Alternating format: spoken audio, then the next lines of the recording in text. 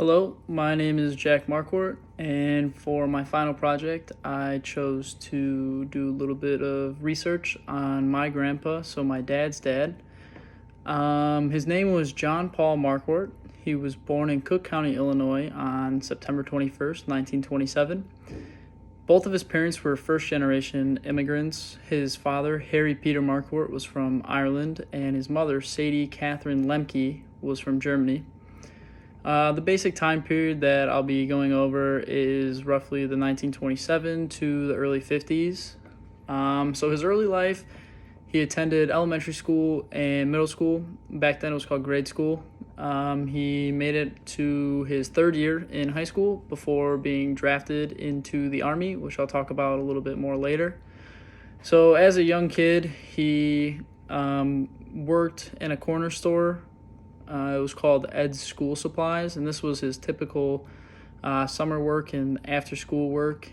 He would bag groceries and other supplies. He would restock the shelves and even occasionally run errands for the owner. A major part of his life was World War II.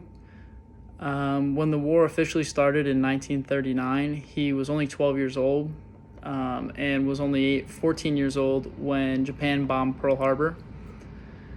On his 18th birthday, though, he actually went down to the corner store and filled out his draft card. Later, he had served 1 year in the Army from February 12th, 1946, and was released on August 20th, 1947. Upon being released from the Army, he became a commercial engineer for HVAC, which is heating and cooling systems. He actually helped lay the groundwork for the systems that would be later implemented into hospitals and high-rise systems. So basically, he would help design the wiring and the cooling/heating to actually heat the entire complex. About a year after being released from the Army, he met his future wife, Opal Marion Swallow. Him and her were married on June 14th, 1952.